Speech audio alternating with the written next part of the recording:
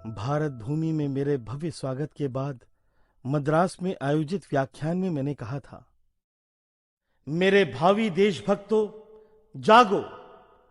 क्या तुम ये देखकर बेचैन नहीं होते कि सारे विश्व को ज्ञान का प्रकाश देने वाला हमारा ये देश आज स्वयं अज्ञान के अंधकार में डूबा हुआ है, कि समाज के निर्बल वर्ग को हमने लगातार और निर्बल ही बनाए रखा है, कि अपनी मां बहनों को शिक्षा और अवसरों से दूर रखकर मात्र बच्चा पैदा करने की मशीन बनाकर रख दिया है हमने। क्या किसी दूसरे प्रांत में पड़ा अकाल तुम्हें व्याकुल करता है? क्या किसी नीची जाति के व्यक्ति पर हो रहा अत्याचार तुम्हें रात को सोने नहीं देता? क्या तुम महसूस करते हो कि प्रत्येक नीच, दरिद्र, अज्ञान और चांडाल भारतवासी तुम्हारा ही रक्त मांस, तुम्हारा ही भाई है? अगर हां, तो तुम देशभक्ति की पहली सीढ़ी पर खड़े हो। मुट्ठी भर आक्रमणकारियों ने हम करोड़ों भारतवासियों को सैकड़ों वर्ष तक कैसे गुलाम बना लिया? केवल इसलिए क्योंकि हमें अपने आप पर श्रद्धा नहीं थी। इसलिए कहता हूं, श्रद्धावान बनो, निर्भय, बलवान और वीर्यवान। ऐसे 100 भी मिल जाए मुझे तो क्रांति ला दूंगा मैं संसार में। मद्रास से स्टीमर में बैठकर चल पड़ा था कोलकाता, मेरे गुरुदेव रामकृष्ण परमहंस की लीला भूमि कोलकाता। हजारों लोगों की भीड़ उमड़ रही थी मेरे स्वागत में, और मैं गुरुदेव रामकृष्ण परमहंस और मां शारदा देवी की अनंत कृपा वर्षा से भीग रहा था। भगवान तुम्हारे चरणों में मैं तुम्हें रिझाने आया हूँ। भगवान तुम्हारे चरणों में मैं तुम्हें रिझाने आया हूँ। वाणी में तनिक मिठास नहीं, पर विनय सुनाने आया हूँ। भगवान तुम्हारे में मैं तुम्हें रिझाने आया हूँ।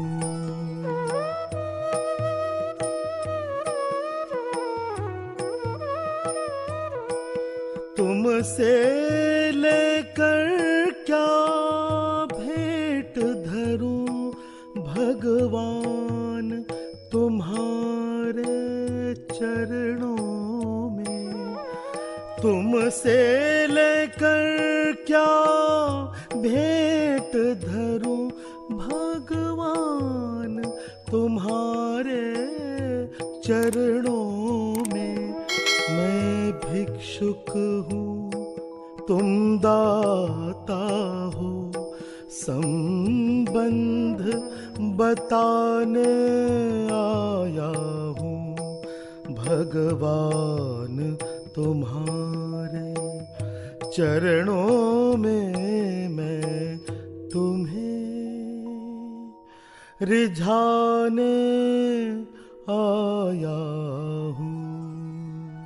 कलकत्ता लौटने के बाद से ही मैं रामकृष्ण आश्रम और रामकृष्ण मिशन की स्थापना में जुट गया था कि तभी कलकत्ते में प्लेग का आक्रमण हुआ। मैंने अपने सारे गुरु भाइयों को बुलाकर कहा, चलो भाई, काम करने का समय आ गया। एक गुरु बंधु ने कहा, स्वामी जी, प्लेग तो महामारी का रोग है। इतने बड़े पैमाने पर कलकत्ते जैसे महानगर में काम करने के लिए तो काफी पैसों की आवश्यकता होगी। मैंने कहा, बिल्कुल। तो फिर क्या, बेलूर मठ की जमीन है ना, उसे बेच देंगे, 1 लाख रुपए मिल जाएगा। एक नए गुरु बंधु ने कहा, इतनी मुश्किल से ये जमीन खरीदी थी और आप बोल रहे हैं कि बेच देंगे। मैंने कहा, हम लोग सन्यासी हैं भाई, पेड़ के नीचे सोने और हाथ फैलाकर भीख मांगकर खाना खाने के लिए सदैव तैयार रहना होगा। गुरु मां के आशीर्वाद से मैं अपनी सन्यासी टोली के साथ सेवा कार्य में जुट गया दवाइयों, भोजन और साफ पानी की व्यवस्था में कब सुबह से शाम होती पता ही नहीं चलता था कि तभी दक्षिण भारत के एक विद्वान आए। वो मुझसे शास्त्रार्थ करना चाहते थे। मैंने उन्हें 10 मिनट का समय दिया। वो महाशय बुरी तरह चिढ़ गए। स्वामी जी, आप मेरे साथ मजाक कर रहे हैं। मैं सैकड़ों मील दूर दक्षिण से इसलिए आया हूं ताकि आपके साथ शास्त्रों पर खुली बातचीत कर सकूं। 10 मिनट में कैसे कर सकता हूं मैं धर्म चर्चा? मैंने कहा, धर्म चर्चा छोड़ पंडित, कर्म की चर्चा करो। कर्म कर जन दुख हरो, बस कर्म की चर्चा करो। मेरा धर्म अभी यह पंडित, कोई भी रह जाए ना भूखा। चलो जुटाएं अन्न कहीं से, अरे पड़ा है देखो सूखा। सुन लो पंडित, धर्म नहीं है असमय ग्रंथों का पारायण। सुन लो पंडित, धर्म नहीं है असमय ग्रंथों का पारायण। शुभ कर्मों से धीरे धीरे नर बन जाता है नारायण। क्षुधा व्याकुल लोग पहले पेट तुम उनका भरो। धर्म चर्चा छोड़ पंडित, कर्म की चर्चा करो, बस कर्म की चर्चा करो। एक दिन मेरे सारे गुरु भाई मेरे पास जमा हो गए। कहने लगे, स्वामी जी, ये हम लोग क्या कर रहे हैं? दिन रात रोगियों और भोगियों की सेवा। कितनी सुंदर दिनचर्या थी हमारी। बस ध्यान चर्चा करो और मस्ती में भजन गाओ। इतने दिन हो गए आपसे भजन तक नहीं सुना हम लोगों ने। एक नए गुरु बंधु ने आकर के कहा, स्वामी जी, मैं तो आया था आपके पास योगी बनने के लिए, पर मैंने कहा, अरे भाई, पहले उपयोगी तो बनो, फिर योगी भी बन जाना। दुखिया का दुख बांट ले,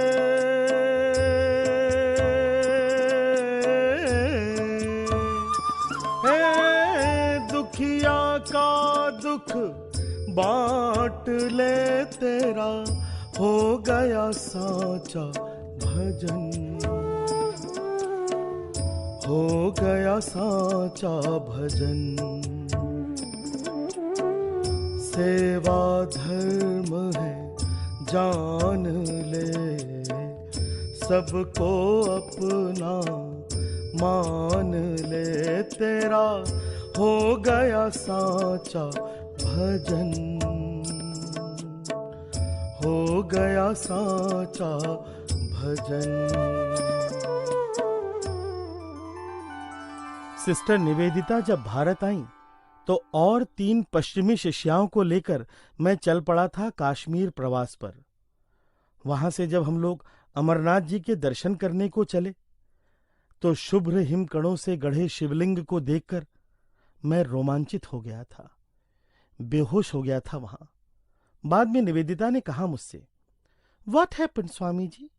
अगर हम लोग वहां नहीं होते तो आप तो गिर ही पड़े थे। मैंने कहा, हाँ, बच्चे ही तो संभालते हैं बड़ों को। एक सन्यासी जो हमारे साथ यात्रा कर रहा था कहने लगा, नहीं नहीं स्वामी जी, आपको अमरनाथ जी के मंदिर में देखकर लग ही नहीं रहा था कि जिन स्वामी विवेकानंद को हम जानते हैं वो आप ही हैं। मैंने कहा, सुनो भाई, मेरी मां ने बचपन में मेरी कुंडली बनवाई थी। उसमें लिखा था कि किसी दुर्गम गुफा में बने शिव मंदिर में ही मेरी मृत्यु होगी। पर आज जब मैं अमरनाथ जी के दर्शन करने गया तो मैंने स्पष्ट सुना था, तेरी मृत्यु तभी होगी जब तू चाहेगा। शव से शिव की अनुभूति कर पा रहा था मेरा रोम रोम। हर हर हर भूतनाथ पशुपते, हर हर हर भूतनाथ पशुपति, योगेश्वर महादेव शिव पिनाक पाणी। हर हर हर भूतनाथ पशुपति, हर हर हर। ऊर्ध्व ज्वलंत जटा जाल, नाचत व्योम केश भाल, सप्त भुवन धरत ताल, टलमल अवनी। हर हर हर भूतनाथ पशुपति, भूतनाथ पशुपति, भूतनाथ पशुपति, हर हर हर। वहां से फिर हम लोग चल पड़े थे खीर भवानी मंदिर के दर्शन को। एक रात सारी भीड़ को छोड़कर मैं अकेला ही चल पड़ा था मां के मंदिर की ओर।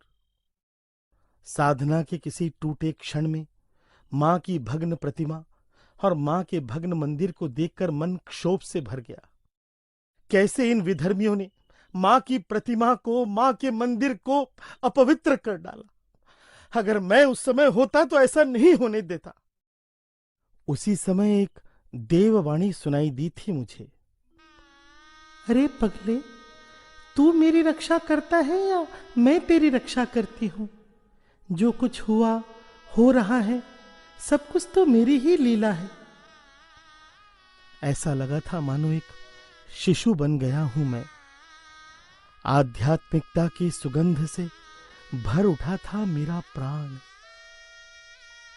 उस खंडहर का प्रत्येक शिलाखंड आज मानो मां की करुणा की सरगम से तरंगित हो उठा था। तुम दयामयी हो मां श्यामा, तुम कृपामयी हो मां श्यामा, तुम दयामयी हो मां श्यामा, तुम कृपामयी हो मां श्यामा, तुम ही शक्ति हो मां श्यामा, तुम ही भक्ति हो मां श्यामा, तुम ही शक्ति हो मां श्यामा, तुम ही भक्ति हो मां श्यामा, तुम ही मुक्ति हो मां श्यामा, तुम ही युक्ति हो मां श्यामा, तुम दयामयी हो मां श्यामा, तुम कृपा मयी हो मां श्यामा। 1899 में एक बार फिर 1.5 साल के लिए अमेरिका और यूरोप के प्रवास पर निकल चुका था मैं। इस बार बहुत मुश्किल से अपने गुरु भाई तुरीयानंद को तैयार किया था। राजी ही नहीं हो रहा था आने के लिए। वो कहने लगा, स्वामी जी, आप क्यों मुझे विलासिता के नरक में धकेल रहे हैं? मुझे तो बस मोक्ष चाहिए। मैंने प्यार से पूछा था उससे, क्यों रे? अच्छी मिठाई को खाने का आनंद अकेले खाने में आता है या बांट कर खाने में? तो बोला, बांट कर खाने में। वैसे ही अपनी मुक्ति में वो आनंद नहीं जो सबकी मुक्ति के लिए प्रयास करने में है। अमेरिका में मेरा ज्यादातर समय मैंने कैलिफोर्निया में ही बिताया था। एक दिन कुछ भक्त मुझसे मिलने के लिए आए। एक बूढ़े सज्जन ने कहा, Swami ji, I am a god fearing man. मैंने हंसते हुए कहा उनसे, क्यों भाई, आपके भगवान क्या इतने डरावने हैं जो आप गॉड फियरिंग हैं? अरे जिसने सारे संसार की रचना की, उससे डरना क्यों? आपको तो कहना चाहिए कि आई am a God loving man. आप पश्चिम वालों की कुछ समस्याएं हैं। आप लोग बाप को मानते हो, बाप की नहीं मानते। आप लोगों को अगर किसी एक सिद्धांत से फायदा होता है तो आप उसे पूरी दुनिया पर लादना चाहते हैं। ये तो ऐसा ही हुआ कि जैसे आपकी पांव की हड्डी टूट जाने से आपको प्लास्टर लगाने से फायदा हुआ, तो क्या आप संसार के सारे लोगों के पांव में प्लास्टर लगवा देंगे? जो आपके लिए अमृत है वो दूसरों के लिए विष भी बन सकता है। पूरब और पश्चिम में बस यही फर्क है। आपके पास सब कुछ है पर आप दुखी हैं। हमारे पास कुछ भी नहीं है पर हम सुखी हैं। 12 जनवरी 1900। मेरे कुछ अमेरिकी शिष्यों ने मेरे 38वें जन्मदिन की योजना बनाई। Happy birthday Swami ji. मैंने कहा, अरे भाई, मैं सन्यासी हूं, हम लोग अपना जन्मदिन नहीं मनाते। तो मैरी ने आकर के कहा, Many happy returns of the day, Swami. May God give you a long life. मैंने कहा, sister, don't pray for my long life, pray for my useful life. Turiyananda दूर खड़ा खड़ा सब देख रहा था। मजाक करते हुए बोला, अच्छा स्वामी जी, तो अब आप जन्मदिन भी मनाने लगे हैं। ठीक है, मैं बेलूर में खबर भिजवा देता हूं मां के पास। मैंने कहा, अरे पगले, तू भी इन लोगों की बात में आ गया। सुन, 39वां जन्मदिन मैं मनाऊंगा नहीं और 40वां जन्मदिन मैं देखूंगा नहीं। तुरियानंद की आंखों में आंसू आ गए। ऐसा क्यों कहते हैं स्वामी जी? सुनो भाई, बड़े पेड़ की छाया में छोटे पौधों का विकास नहीं होता। मैं रहूंगा तो नए गुरु बंधुओं को काम करने में तकलीफ होगी, और मृत्यु की कल्पना अब मुझे भयभीत नहीं करती, बल्कि सच कहूं तो रोमांचित हो जाता हूं मैं मौत के बारे में सोचकर। इतना तो करना स्वामी, जब प्राण तन से निकले, गोविंद नाम लेकर, गोविंद नाम लेकर, फिर प्राण तन से निकले। इतना तो करना स्वामी।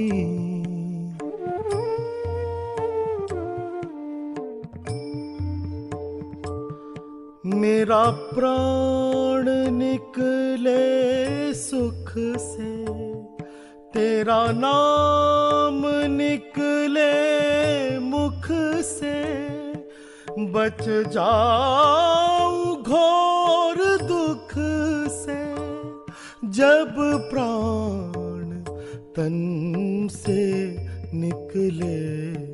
इतना तो करना स्वामी, जब प्राण तन से निकले।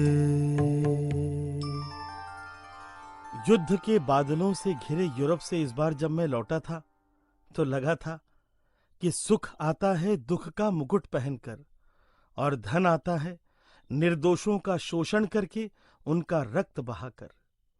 युद्ध कभी भी अच्छा नहीं होता और शांति कभी भी बुरी नहीं होती। जीवन का अंतिम कालखंड मैंने ज्यादातर बेलूर मठ में ही बिताया था। एक दिन एक गुरु भाई आकर पूछने लगा, स्वामी जी, हम किस देवी देवता की पूजा करें? हमारे यहां तो इतने स्वरूप हैं कि दिमाग ही घूम जाता है। मैंने कहा, अरे भाई, ये तो आनंद का विषय है कि हमारे पास इतने सारे विकल्प हैं। पर स्वामी जी, आपने मेरे प्रश्न का उत्तर नहीं दिया। सुनो भाई, हमारे यहां कहते हैं, जैसी दृष्टि वैसी सृष्टि। पहले अनुभव करो, फिर उस पर आचरण करो। अगर तुम ब्रह्म का अनुभव कर सको तो निर्गुण निराकार की उपासना करो। अगर ईश्वर का कोई रूप, कोई स्वरूप तुम्हें आकर्षित करता है, उसकी अनुभूति कराता है, तो उस रूप की आराधना करो। अगर तुम्हें लगता है कि गुरु की मदद चाहिए, तो संत महात्माओं की चरण धूलि ले लो। पर अगर इतने सारे विकल्प भी तुम्हें उसकी अनुभूति न कराएं, तो नास्तिक बने रहना, पर बिना अनुभव किए उसको स्वीकारना नहीं। इत्तर सूंघे बिना, शक्कर चखे बिना और ईश्वर अनुभूति बिना कोई राय मत बना लेना। बस दिमाग के द्वार सदा खुले रखना। जो विचार अच्छा लगे वो तुम्हारा। अगर आंखें खुली हों तो सगुण, आंखें बंद हों तो निर्गुण। और जिस दिन तुम इस बात को अनुभव कर सकोगे, उस दिन सारी दुनिया को नचाने वाले कृष्ण को तुम भी छचिया भर छाछ पे नाच नचा सकोगे। सिस महेश गणेश दिनेश सुरेश हु जाहि निरंतर गावे, जाहि अनादि अनंत अखंड अछेद अभेद सुवेद बतावे। नारद से सुख व्यास, नारद से सुख व्यास रटे पचिहारे, पुनीत पार न पावे ताहि अहीर। ताहि अहीर की छोहरिया छचिया भरी छाछ पे नाच नचावे, नाच नचावे नाच नचावे नाच नचावे रे। हो ताहि अहीर की छोहरिया छचिया भरी छाछ पे नाच नचावे। 4 जुलाई 1902। उस दिन जब सुबह उठा तो मुझे स्पष्ट लगा था कि मैंने गुरुदेव की आवाज सुनी हो। साफ सुनी थी मैंने, नौरेन, ए नौरेन। बहुत अच्छा लग रहा था मुझे। ब्राह्म मुहूर्त में जाकर मंदिर में ध्यान लगाया था मैंने। बाहर निकला तो प्रेमानंद मिल गए। उसे लेकर चल पड़ा बेलूर के बाजार की ओर। रास्ते में चलते चलते मैंने उससे कहा, भाई दुटो दायित्व दिए जाच्छे तोमाय। पहला कि एक वैदिक महाविद्यालय की स्थापना करना, ताकि समाज में फैले अंधविश्वासों और कुरीतियों से मुक्ति मिल सके। दूसरा, मां शारदा को पूछकर महिलाओं के लिए एक अलग आश्रम बनाना, जिसकी अपनी स्वतंत्र व्यवस्था हो। प्रेमानंद ने कहा, स्वामी जी आप तो हैं ही, जैसा जैसा कहेंगे सब हो जाएगा। मैंने कहा, सो तो ठीक है, पर मैंने जो कहा वो याद रखना। बहुत दिनों के बाद नीचे उतरा था मैं, तो मेरे सारे गुरु बंधु मेरे पास आकर जमा हो गए। कहने लगे, स्वामी जी कितने दिनों के बाद मिल रहे हैं आप, इतने सारे अनुत्तरित प्रश्न हैं मन में, आप आशीर्वाद देंगे तो हमारी मुक्ति का द्वार खुल जाएगा। मैंने कहा, कोई जल्दी नहीं है मुक्ति पाने की। इस जन्म में अपनी देह दूसरों की सेवा में दे दो, अगले जन्म में आकर वेद वेदांत भी पढ़ लेना और मुक्ति भी पा लेना। प्रेमानंद ने कहा, स्वामी जी आप इतना कुछ कह जाते हैं, कर जाते हैं, हम मूर्ख तो कुछ समझ ही नहीं पाते। मैंने बुदबुदाते हुए कहा था, अगर एक और विवेकानंद होता तो समझ पाता कि विवेकानंद क्या कर गया है। एक गुरु बंधु ने कहा मुझसे, स्वामी जी हमारे जीवन की दिशा क्या हो, किस मार्ग पर चले हम। मैंने कहा, धर्म के पथ पर। केवल धर्म के पथ पर चल करके ही इस देश को मुक्ति मिलेगी। अगर भारत सामाजिक और राजनैतिक संघर्ष में लिप्त रहा तो विनाश को प्राप्त होगा, पर अगर वो अपने ईश्वर की खोज में लगा रहा तो अमर रहेगा मेरा देश। अच्छा, अब तुम लोग अपने अपने काम करो, मेरे ध्यान का समय हो गया। अपने कमरे में आकर 45 मिनट तक जप करने के बाद मैंने मेरी सेवा में लगे गुरु भाई से कहा कि वो सारे खिड़की दरवाजे खोलकर चला जाए। पूरा जीवन चित्रमय होकर आंखों के सामने घूम रहा था। गुरुदेव की पावन मूर्ति झलकी एक क्षण के लिए। याद आया वो कह रहे थे गदाधर से, सोनो नौरेन को कभी अकेला मत छोड़ना, नहीं तो ये निर्विकल्प समाधि ले लेगा। मैंने कहा, बाबा मेरे इस जन्म का कार्य तो पूर्ण हुआ, अब मुझे अनुमति दो। मां काली का मुस्कुराता विग्रह मानो मुझसे बातें कर रहा था। अनिर्वचनीय आनंद के समुद्र में गोते लगाने लगा था मैं,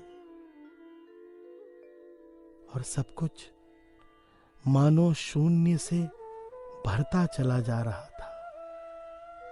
शून्य शून्य, सभी ओर केवल शून्य। ओम पूर्णमदः पूर्णमिदं पूर्णात् पूर्णमुदच्यते पूर्णस्य पूर्णमादाय पूर्णमेवावशिष्यते। ओम।